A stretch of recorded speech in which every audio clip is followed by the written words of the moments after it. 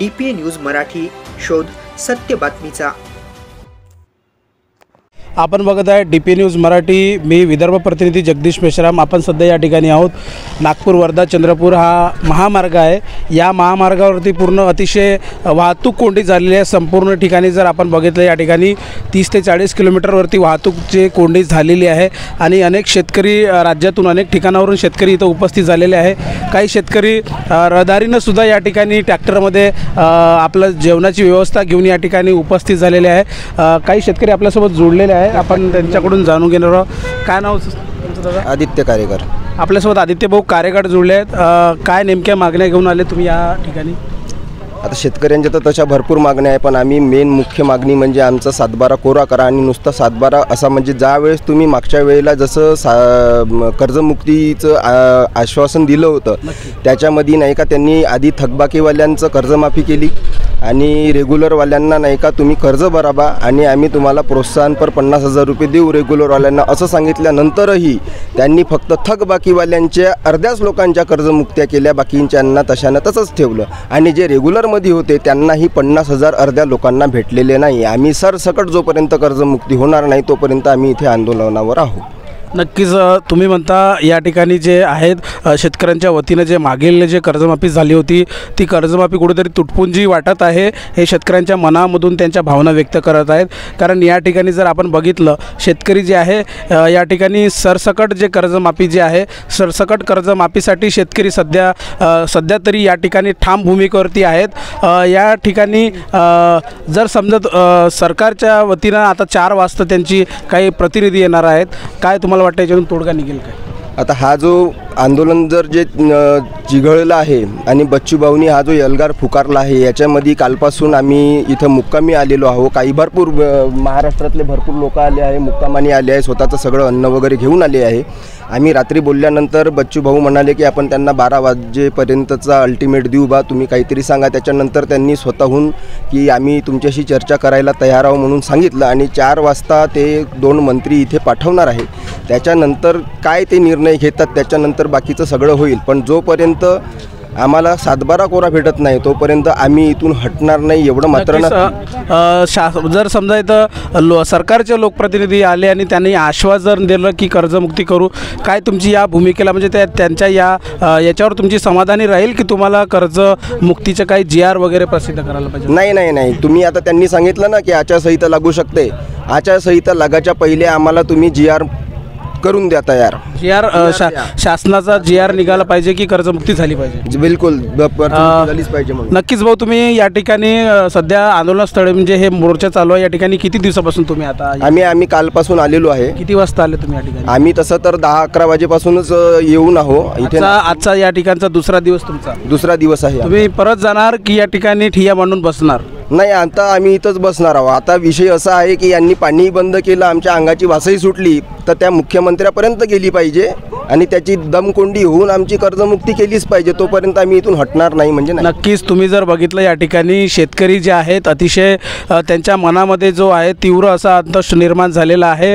कारण या ठिकाणी शेतकरी कर्जमाफी आणि अशा बच्चूभाऊंनी दिव्यांगाच्या मागण्या, ग्रामपंचायतच्या संगणक परिचालकांच्या मागण्या, अशा विविध 22 मागण्यासाठी या ठिकाणी मोठा महाएल्गार जो उभारलेला आहे। या ठिकाणी बघू शकता महाराष्ट्रामध्ये नागपूर हे मध्य केंद्र मानलं जातं, परंतु या नागपूर शहरामध्ये आज जो चंद्रपूर वर्धा हा महामार्ग जो आहे हा अतिशय वाहतूक कोंडी झालेली आहे आणि हा जो सध्या आपण म्हणतो विदर्भातला नागपूर जिल्हा हा महाराष्ट्राचे मुख्यमंत्री यांचा बालेकिल्ला आहे, परंतु यांच्या बालेकिल्ल्यामध्ये गडावरती आता सध्या जे शिवरायांचे मावळे जे आहेत या ठिकाणी सध्या चढले। आमचे शेतकरी जे आहेत या ठिकाणी मोठ्या प्रमाणामध्ये या ठिकाणी उपस्थित झाल्या मोर्चामध्ये एल्गार पुकारलेला आहे त्यांनी। आपल्यासोबत आणखी काही जुळल्या, काय नाव बोलून चाललं? शिवम शेंबेकर। तुम्ही शेतकरी आहात का? हो, मी एक शेतकरी आणि शेतकरी पुत्र आहे आणि शेतकरी पुत्र असल्याच्याने मी शेतकऱ्याच्या व्यथा समजू शकतो।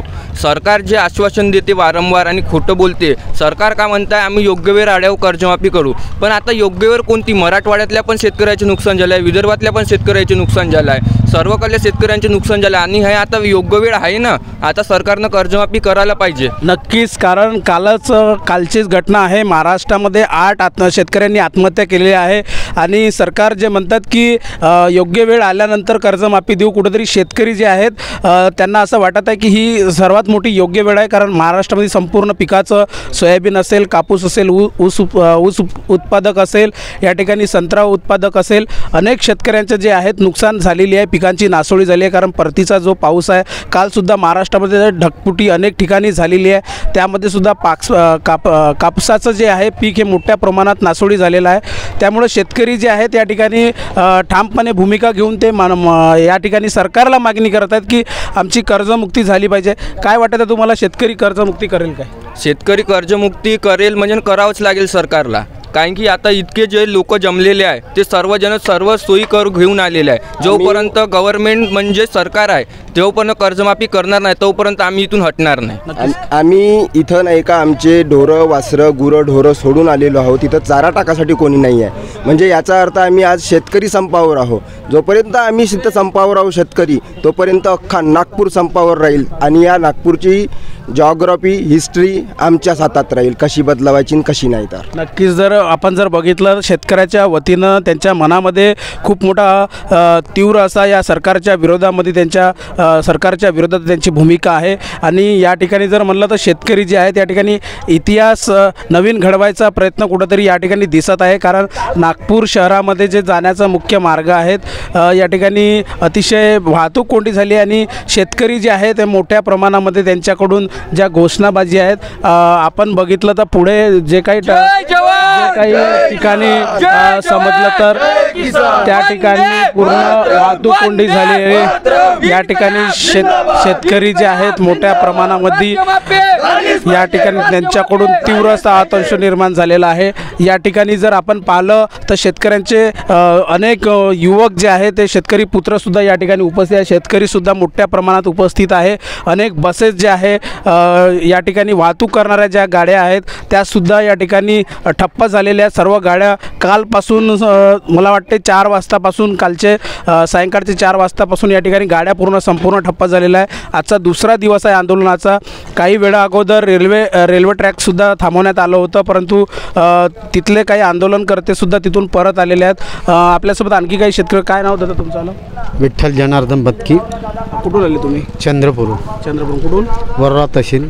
आपल्यासोबत विठ्ठल भाऊ जोडले आहेत, हे चंद्रपूरमधून आले, वरोरा तहसीलमधून. काय कशासाठी मागणी केली? आमची मागणी शेतकऱ्याचे सोयाबीन पिकासाठी कापसासाठी भाव पाहिजे होता आणि तसेच असून हे पाहिजे होता तुम्हाला की पाहिजे भाव पाहिजे आणि अजून जे भात पीक आहे आमचं ते करपा आलेलं आहे, तो करपा आलेला आहे. अजून त्या धानावरही सुद्धा किंवा भात त्या चावलवर. काय म्हणून तुमचं कर्जमुक्ती झाली पाहिजे? काय वाटतं तुमचा सरकारवर विश्वास आहे कर्जमुक्ती देईल म्हणून? नाही, सरकारवर विश्वास नाही. मग तुम्ही कर्जमाफी घेणार की नाही घेणार? कर्जमाफी घेतल्याशिवाय जाणार का नाही? जाणार नाही. कर्जमाफी घेतल्याशिवाय इथून जाणार नाही. नक्कीच या ठिकाणी जर पाहिलं तर शेतकरी जे आहेत कर्जमुक्ती घेतल्याशिवाय इथून जाणार नाही आहेत. कारण या ठिकाणी जे आहेत अनेक जे आहे या ठिकाणी शेतकरी जे आहेत सगळं युवा वर्ग आहेत या ठिकाणी आणि हा युवा वर्ग या देशाचं भवितव्य आहे. परंतु या ठिकाणी जर पाहिलं तर सर्व त्यांचे घरदार सोडून या ठिकाणी ते रहदारीसाठी आलेले आहेत.